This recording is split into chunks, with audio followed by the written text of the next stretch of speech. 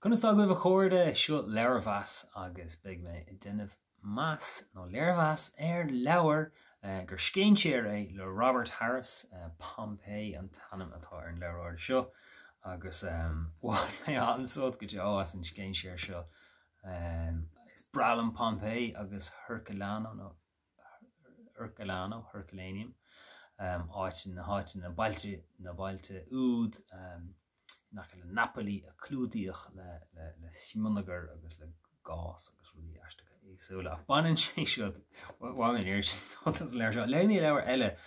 le Robert Harris a bháin leis an ráibh agus tíró an fear úd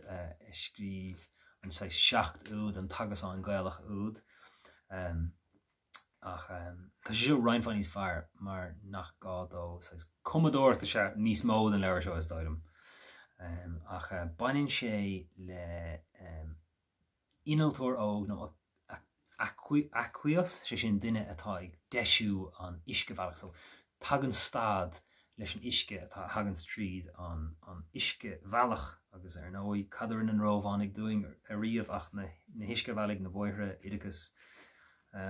litske agus lá déile. Ach tá léirscáil sa leabhar aon leabhar a míon léirscáil leabhar mín sé an tainefach go deo ach sais an tuisce bhealach seo tagann sé ó 8 éigean téann sé th Salernum Pompeii Amalfitana sin Amalfiastócha Neapolis Napoli Aqua Augusta agus téann sé go dtí ba Misenum Herculanum. Ach go bbunas aíon daoine nachfuil an tuisce techt mar bechóir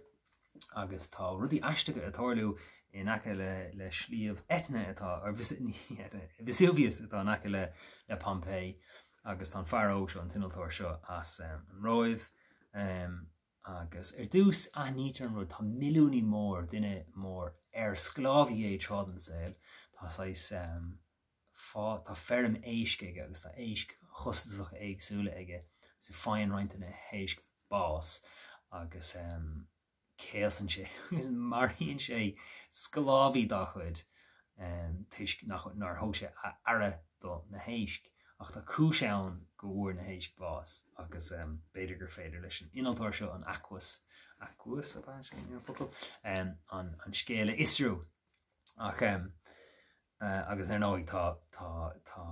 ban ann agus tá scéal grá agus tá cuid tá achtriíocht agus a daine géirí an duine seo stoppe tá daine héins go Pompeii tá contas ar an bléasca atá anhá beidir go déin sé beganín chun fadálacht an sin go buid sin an leabhar agus beidir go godorlíonn roiint rudaí atá ábhrín dechar le creidúnt ach tá coppla casa an atá anhá tá miste ar an freisin tá ag an céine tá ruúteil bagart tá an bulcán a bagart agus pléascaigh sé ag puinte aige tá is a goin go bléascaigh sé agus tá misteir sa gún warathe nó duine éigen ar stré ar bhui sé mar bhui sé fósán agus tá mé fallach faoi sin